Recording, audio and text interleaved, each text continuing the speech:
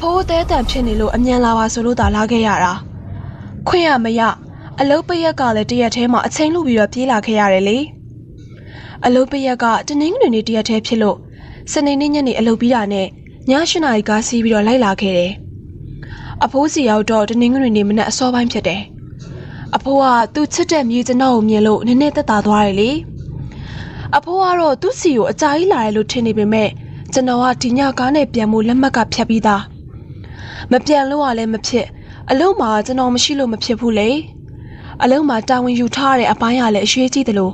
အလုံးများနေတဲ့အချိန်ဖြစ်တာကြောင့်လည်းပါပါတယ်ည8 နာရီတိတိမှာရန်ကုန်ကိုထွက်မဲ့ညကားပေါ်ကိုရောက်နေခဲ့ပြီ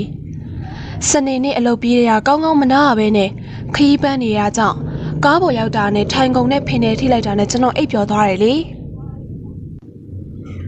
အရန်ပင်ပန်းနေတော့ခြေကုန်လက်ပန်းချပြီးတော့အိပ်ပျော်သွားပေမဲ့ကျွန်တော်အိပ်နေတဲ့အိပ်ရာမဟုတ်ဘဲနဲ့ကားပေါ်မှာထိုင်လျက်အိပ်နေခြင်းဖြစ်တာကြောင့်နိုးလိုက်ပြန်အိပ်လိုက်နဲ့ဖြစ်နေတာပေါ့ပင်ပန်းမှုထန်ကြောင့်မျက်စိတွေကဖွင့်မရအောင်မျက်ခုံတွေကလေးလံနေခဲ့တယ်လေခရီးသွားတဲ့ရာသီမဟုတ်တော့ကားပေါ်မှာထိုင်ကုန်အပြည့်ခရီးတယ်မပါတဲ့အတွက်နှစ်ယောက်ထိုင်ကုန်ပေါ်ကိုသူတယောက်တည်းထိုင်နေလို့ရလို့တော့ပါသေးတယ်နိုးလိုက်အိပ်လိုက်ပုံစံမျိုးစုံနဲ့အိပ်လာခဲ့တာပေါ့အမလေးကဲကြပါဦးဗျရုတ်တရက်အတန်ကုန်ထအောင်လိုက်တော့ကျွန်တော်အတန်ကြောင့်ကားပေါ်မှာပါလာတဲ့ခရီးသည်အားလုံးရဲ့အကြည့်ဟာကျွန်တော်စီကိုရောက်လာတယ်တချို့ကလည်းဘာဖြစ်တာလဲဘာဖြစ်လို့လဲစသဖြင့်လမ်းမေးကြတာပေါ့ကားဒရိုင်ဘာကလည်းတခုခုဖြစ်နေတာကိုအထင်နဲ့ချက်ချင်းဆိုသလိုကားကိုအရှိန်လျှော့ပြီးတော့လမ်းဘေးကိုချရလိုက်ဖို့ပြင်ဆင်လိုက်တယ်စပယ်ယာကောင်လေးကလည်းကျွန်တော်စီပြေးလာပြီးတော့အကူဘာဖြစ်တာလဲဆိုပြီးပြပြတလဲမေးတာပေါ့sorry ပါဗျာကျွန်တော်အိမ်မက်မယ်နဲ့ရောင်ပြီးတော့အော်မိတာပါဘာမှမဖြစ်ပါဘူးဗျာတောင်းပန်ပါတယ်နော်အကိုအိမ်မက်မက်ပြီးအော်တာလေဗျာအားလုံးကလန့်ကုန်ပြီဗျဘာမှမဟုတ်ပါဘူးဆရာကြီးဆက်မောင်းဒီမှာအိမ်မက်မက်ပြီးရောင်နေတာတဲ့ကျွန်တော်ဖြေချပြီးတော့ခရီးတဲ့အားလုံးကထရဲကြတယ်စပယ်ယာကောင်လေးကလည်းရေကျဲကျဲနဲ့ကားရွှေပေါင်းပြန်လျှောက်သွားတယ်လေကျွန်တော်လည်းရှက်ရှက်နဲ့ပြန်ရပြနေမိပေမဲ့လည်းအိမ်မက်ထဲမှာကြုံတွေ့ခဲ့ရတဲ့အကြောင်းအရာတွေကိုသတိရနေတဲ့အတွက်ပြန်အိပ်ဖို့မရဲတော့ဘူးအိမ်မက်ထဲမှာအခုကျွန်တော်စီးနေတဲ့ကားနောက်ကိုမိန်းမတစ်ယောက်ကပြေးလိုက်လာတာကိုမြင်လိုက်ရပြီးတော့ကြောင်မိကြည့်နေမိတယ်ပြေးလိုက်လာရင်လည်းအဲ့ဒီမိန်းမကားကိုမိလာတော့ကားပေါ်ကိုခုန်တက်လိုက်တာကိုလည်းကျွန်တော်တွေ့လိုက်တယ်ပြီးတော့ကျွန်တော်ထိုင်နေတဲ့ထိုင်ကုန်စီကိုရှောက်လာတာကျွန်တော်ထိုင်ကုန်ရဲ့အရှိရထိုင်ကုန်နှခုံကြားကိုရောက်လာတော့လေးဘက်ထောက်ချလိုက်ပြီးတော့ကျွန်တော်ခြေထောက်ကြားကနေတိုးဝင်လာပြီးတော့ကျွန်တော်ရဲ့ခြေထောက်တွေနဲ့မလွတ်တဲ့အခါမှာကျွန်တော်မျက်နှာကိုမော့ကြည့်လိုက်တဲ့အချိန်အနီးကပ်မြင်လိုက်ရတဲ့အဲ့မိန်းမရဲ့မျက်နှာကြောင့်လန့်ပြီးတော့အော်မိလိုက်ခြင်းဖြစ်ပါတယ်အိမ်မက်အကြောင်းပြန်တွေးနေနေကျွန်တော်အိတ်မပြောတော့ဘူးနာရီကိုလှမ်းကြည့်မိလိုက်တော့7 နာရီ 10 မိနစ်ပဲရှိသေးတယ်လေကားပေါ်မှာလဲမြမဟာတာကားကိုဖွင့်ပြနေတော့ကြောက်စိတ်လန့်စိတ်တွေနဲ့ပြန်အိတ်မသွားတဲ့အတူတူတော့မြမစကားကြည့်တော့မယ်လို့တွေးနေလိုက်မိတယ်အဲ့ဒီအချိန်မှာကျွန်တော်ထိုင်နေတဲ့ထိုင်ကုန်ရဲ့အောက်ဖက်ခြေချထားတဲ့နေရာတဲ့ကားရဲ့အောက်ခင်းကျန်းငင်တဲ့ကိုတခုခုကလာထိနေသလိုဒုတ်ဒုတ်ဆိုတဲ့အတန်ကိုကျွန်တော်ကြားလိုက်ရတယ်။ဘာလဲဆိုပြီးတော့ငုံကြည့်မိပေမဲ့ဘာမှမတွေ့တော့စကားကိုပဲပြန်ကြည့်နေမိတယ်လေ။အမှန်ကအဲ့ဒီအတန်ကိုစကြားတဲ့အချိန်ကလေးကကျွန်တော်မက်ခဲ့တဲ့အိမ်မက်ကိုပြန်မြင်အောင်ပြီးတော့လန့်လာတဲ့အတွက်ကြောင့်အာယုံပြောင်းမှုစူးစမ်းတဲ့အနေနဲ့စကားကိုကြည့်နေပြီးတော့အာယုံပြောင်းနေတယ်။ဘလို့ပဲအာယုံပြောင်းခြေထောက်အောက်တဲ့တွေကမြည်နေတဲ့အတန်ကပြောင်းမသွားဘဲနဲ့ပို့ပြီးတော့ကျဲလာတယ်လို့ထင်ရတယ်လေထိုင်ကုန်ပြောင်းရင်ကောင်းမလားဒါမှမဟုတ်ကားဆရာကိုပဲအကြောင်းကြားလိုက်ရင်ကောင်းမလားလို့တွေးနေမိလိုက်တယ်ကားအောက်ပိုင်းတစ်ခုခုဖြစ်နေမှဆိုတဲ့အတန်ကိုကြားတော့ကားတစ်ခုခုဖြစ်မှလည်းကြောက်နေရတယ်လေဘာလို့ရမှန်းမသိတော့ထိုင်ကုန်အရင်ပြောင်းထိုင်မှုဆုံးဖြတ်လိုက်တယ်ထိုင်ကုန်လွတ်တရောလိုက်ကြည့်မိတယ်ကားရှိပိုင်းမှာရှိနေတဲ့ထိုင်ကုန်တွေကခရီးသည်တွေပြေးနေပေမဲ့လည်းသူထိုင်တဲ့ထိုင်ကုန်ကစပြီးတော့နောက်ပိုင်းတွေကထိုင်ကုန်လွတ်တွေအများကြီးရှိတယ်လေကားနောက်ဆုံးထိုင်ကုန်တန်းကြတော့ကားသမားအခုတယောက်အိတ်နေတာကိုတွေ့လိုက်ရတယ်ကားနောက်ပိုင်းထိသွားမထိုင်ရတော့ကျွန်တော်ထိုင်နေတဲ့ထိုင်ကုန်ရဲ့ဘေးဘက်တဲ့ထိုင်ကုန်ကိုပြောင်းရွှေ့ပြီးထိုင်လိုက်တယ်ကျွန်တော်ပြောင်းပြီးထိုင်လိုက်ပေမဲ့လည်းအဲ့ဒီပြောင်းထိုင်တဲ့ထိုင်ကုန်အောက်တဲ့မှာပါထိုးတန်းထက်ချလိုက်ရတယ်ဒီတော့ကားတစ်ခုခုဖြစ်နေရတေးချပြီးထင်ပြီးတော့ထိုင်ကုန်ကချပြီးတော့ကားရွှေ့ပိုင်းကိုလမ်းလျှောက်သွားပြီးကားဒရိုင်ဘာနားကိုသွားတယ်ကားဆရာခမရကားတစ်ခုဖြစ်နေပြီထင်တယ်ဗျ ကားအောက်ပိုင်းကအတန်ကြီးကြားနေရတယ်။ဟာဟုတ်လို့လားဗျာဘယ်နာအတန်ကြီးကြားနေရလဲ။တကယ်ပါကားလေလောက်ကကျွန်တော်ထိုင်နေတဲ့ထိုင်ကုန်အောက်ကတကူကူလာချိနေတဲ့အတန်ကြားရတယ်။အတန်ကပြောင်းမသွားဘူးဗျ။ပိုပြီးကျေလာလို့ခမားသိအောင်လာပြောတာ။ကားခဏရက်ပြီးတော့စစ်ကြည့်ပါဦးဗျာ။တော်ကြတခုခုဖြစ်နေမှဖြစ်။ဟုတ်ပြီကျေးဇူးပါပဲဗျာအခုစစ်လိုက်မယ်ဒီလိုပြောပြီးတော့ကားကိုချက်ချင်းလဲပြီးချရလိုက်တယ်ခရီးသည်များခင်ဗျာကားကိုစစ်စရာရှိလို့ခဏရက်ပါမယ်အပေါ်ပါသွားကျင်တယ်ဆိုရင်တော့ဆင်းသွားကြပါကားစစ်ပြီးရင်တော့လမ်းမှာထက်ရက်တော့မှမဟုတ်ပါဘူးကျွန်တော်စားတော့ဆိုင်ရောက်မှပဲရက်တော့မှာပါကားရက်လိုက်တာနဲ့စပယ်ယာကောင်လေးကခရီးသည်တွေကိုအတိပေးလိုက်တယ်ကားတကားဖွင့်ပြီးတော့ဓမီယူပြီးဆင်းသွားတဲ့ကားဆရာနဲ့စပယ်ယာကောင်လေးနောက်ကိုမယောင်မလဲလိုက်သွားရင်းနဲ့ဘာဖြစ်တာလဲသိကြလို့ဆက်ဆွနေမိတယ်။ကားအောက်ပိုင်းကိုဝင်ပြီးတော့ဓမီနဲ့ထိုးပြီးအသေးချာရှာကြည့်တယ်။မတွေ့ပါဘူး။ကားဘိန်းတွေကိုတေချာစစ်ကြည့်တယ်။ကားရဲ့အောက်ပိုင်းနေရာအနှံ့ကိုစစ်ပြီးပြင်မဲ့လဲဘာမှမတွေ့ရပါဘူး။သူတို့ရှာတွေ့မတွေ့တော့ဘေးနာကကျွန်တော်ကိုပြစ်တင်တော့မဲ့မျက်နှာမျိုးနဲ့လှည့်ကြည့်လိုက်တယ်။ကျွန်တော်တကယ်ကြားရတာပါဗျာ။ဟိုကလေကားဘိုက်တွေကပစ္စည်းတွေထည့်နေတာထင်တယ်။ဖွင့်ကြည့်ပါလားဗျ။ဟဲ့အောင်မထုံးဖွင့်လိုက်ကွာကားဆရာကလည်းဒေါသထွက်တဲ့လေတံနဲ့သူ့ရဲ့တပည့်စပယ်ယာကောင်လေးကိုပြောလိုက်တယ်ထွေနံလိုက်တာကားပိုင်အောက်ပစ္စည်းထားတဲ့အခန်းကိုဖွင့်ကြည့်လိုက်တော့ဆိုးဝါးလာတဲ့ပုံနှံကြီးကိုအားလုံးရလိုက်ရတယ်ဟဲ့အောင်ငထွန်းဘာတွေတင်လာတာလဲငပိတွေလားနံလိုက်တာကွာငပိမတင်ဘူးဆရာ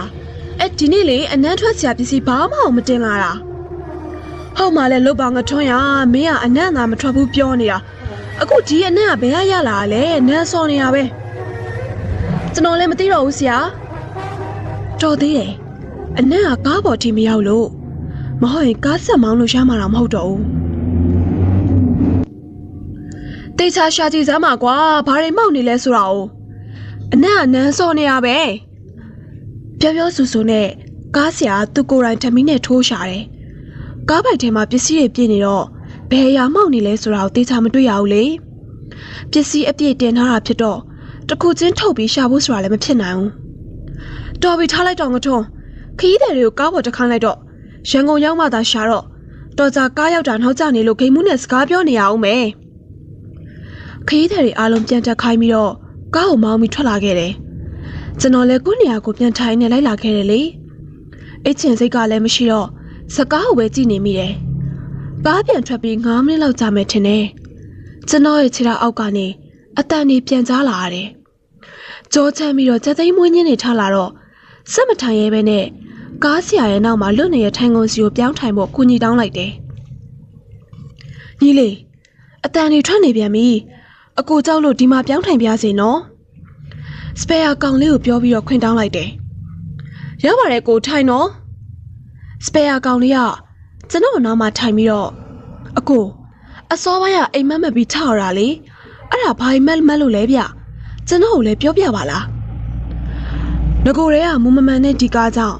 စိတ်ထဲမှာမတိုးမတန့်ဖြစ်နေရတဲ့အထက်ဒီကောင်ကတမောင်ကွာလို့စိတ်ထဲမှာပြောလိုက်မိတယ်ဘာရမဟုတ်ပါဘူးကွာတရေကြောင့်မလို့ပါဒီလိုပဲကျွန်တော်ပြီးပြီးတော့ပြန်ဖြေလိုက်တယ်အဲ့ဒီချိန်မှာ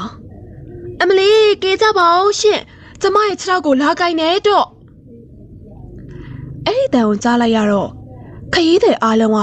အတန်လာရစီကိုဝိုင်းပြီးတော့ကြည့်လိုက်ကြတယ်အရန်ကိုကြောက်ရွံ့နေတဲ့အမူအရာနဲ့မျက်နှာဖြူဘက်ဖြူရောဖြစ်နေတဲ့အဲ့ဒီအတန်ပိုင်ရှင်မင်းကလေးက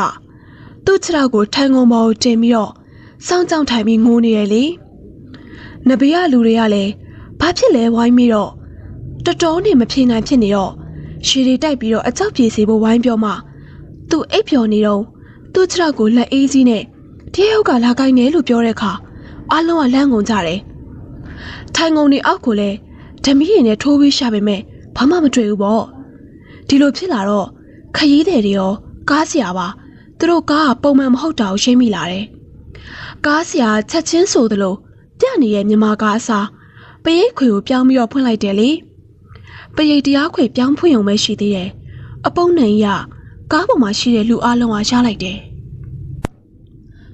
ကားပိုက်အခန်းကိုဖွင့်ကြည့်စင်ရရလိုက်တဲ့အနံ့မှန်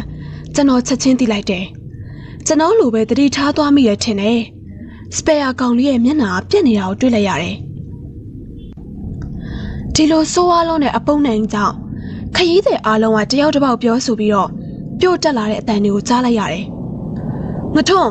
brain box တွေအမြန်ဖွင့်ပေးလိုက်မြန်လို့မြန်အကုန်သေးကုန်လိမ့်မယ်ဟုတ်ကဲ့ဆရာကားဆရာအတန်ဆုံးလာနဲ့စပယ်ယာကောင်လေးကကားဘေးမှန်ကြီးကိုဖွင့်ပေးလိုက်တယ်ကျွန်တော်လည်းမနေနိုင်တဲ့အဆုံးစပယ်ယာကောင်လေးကိုကူညီပြီးတော့လိုက်ဖွင့်ပေးလိုက်တယ်ဒါပေမဲ့အနက်ကပျောက်သွားဖို့နေသာရောတော့မသွားဘူးလေအဲ့ဒီချိန်မှာပိတ်ပေးအခုပိတ်ပေးပါငါနေလို့မရတော့ဘူးအခုချက်ချင်းပြေးခွေကိုပိတ်ပေးစမ်းအမျိုးသမီးတယောက်ကိုဝင်ပူးလိုက်ပြီဆိုတာကိုအားလုံးသဘောပေါက်လိုက်တယ်ပိတ်ပေးပါငါ့ကိုတနာရင်ပိတ်ပေးကြပါငါနေတော့နှောက်ရှက်ချင်လို့မဟုတ်ပါဘူးငါအကူညီလုံနေလို့တောင်းတာငါ့ကိုတနာကြပါအခုချက်ချင်းတရားခွေကိုပိတ်ပေးကြပါထိုင်ကုန်ထက်မှာတွန့်လိန်ပြီးတော့ငိုယိုနေတဲ့အဲ့ဒီအမျိုးသမီးကိုကြည့်ပြီးတော့တနာပါတယ်ပိတ်ပေးလိုက်ပါမပိတ်နဲ့လေပိတ်လိုက်ရင်တောင်းချမ်းလိုက်မယ်ပိတ်လို့မဖြစ်ဘူးခရီးသည်တွေကတယောက်တစ်ပေါက်နဲ့အတန်တွေထွက်လာတယ်ကျွန်တော်လည်းဘာပြောရမှန်းမသိဘဲနဲ့ဘာမှဝင်မပြောဘဲနေမိတယ်ကားဆရာဒီနားမှာဖုန်ကြီးကျောင်းလို့ရဲစခန်းတော့မရှိဘူးလားအဲ့ဒီကိုမြင်မောင်းလေခရီးသည်တယောက်ပြောလိုက်တော့မှာပဲဟုတ်သားပဲကားဆရာဒီနေရာကိုမြင်မောင်းပါဗျို့အားလုံးကဝိုင်းအော်ကြတယ်ဟုတ်ကဲ့မောင်းပေးပါမယ်ဗျာသူ့ကိုသာဝိုင်းပြီးတော့ထိန်းထားပေးကြပါကားဆရာကလည်းပြောနဲ့ကားကိုအရှိန်ကုန်တင်ပြီးတော့မောင်းလိုက်တယ်တရေဝင်ပူးနေတဲ့မိန်းမကလည်းလူးလှိမ်ပြီးတော့တောင်းမှန်လိုက်ငိုလိုက်အန်ကျိတ်လိုက်တောက်ခေါက်လိုက်ဖြစ်နေရဲ့လေနဘေးကနေဝင်ပူးခံနေတဲ့မိန်းမရဲ့ယောက်ျားကလည်းအမျိုးသားတယောက်နဲ့အခြားအမျိုးသားတယောက်ကဝိုင်းပြီးချုပ်ထားလို့ထိုင်ရွာမကြွဖြစ်နေရဲ့လေကားပန်းတနော်ရဲစခန်းအတွင်းကိုချိုးဝင်ပြီးတော့ရက်တန့်သွားတယ်စပယ်ယာကောင်လေးကကားမရက်ခင်ကားပေါ်ကခုန်ဆင်းပြီးတော့ရဲစခန်းထဲကိုပြေးဝင်သွားလိုက်တယ်လေကားရက်ပြီးတာနဲ့ရဲတွေကပြေးထွက်လာတော့ကားပေါ်တက်လာကြတယ်ခရီးသည်များအားလုံးခင်ဗျာစခန်းထဲကိုဝင်ပေးကြပါနော်ဟိုတရေပူးနေရဆိုတဲ့အမျိုးသမီးကိုပါတပါးတည်းခေါ်ခဲ့ကြပါရဲရရှိတယောက်ကပြောတဲ့အခါမှာအားလုံးကစခန်းထဲကိုရောက်လာကြတယ်ကျွန်တော်ပါဝင်ခရီးသည်အားလုံးကြောက်လန့်နေပေမဲ့လည်းဘာဆက်ဖြစ်မလဲဆိုတာကိုသိချင်နေကြတယ်ရဲတွေကတော့ကြုံဘူးတယ်လို့ထင်ရလောက်အောင်တည်တည်ငြိမ်ငြိမ်နဲ့တရေဝင်ပူးနေတဲ့အမျိုးသမီးကိုမေးလေတယ်ကဲပြောစမ်းနင်ဘာဖြစ်လို့အခုလိုလုပ်နေရတာလဲဘာကြောင့်ခရီးသွားတွေကိုနှောက်ယှက်နေရတာလဲကျမနှောက်ယှက်တာမဟုတ်ပါဘူးကျမအကူအညီတောင်းမိတာပါရှင်ကျမကိုကူညီပေးကြပါကျမမတရားခံရတာပါ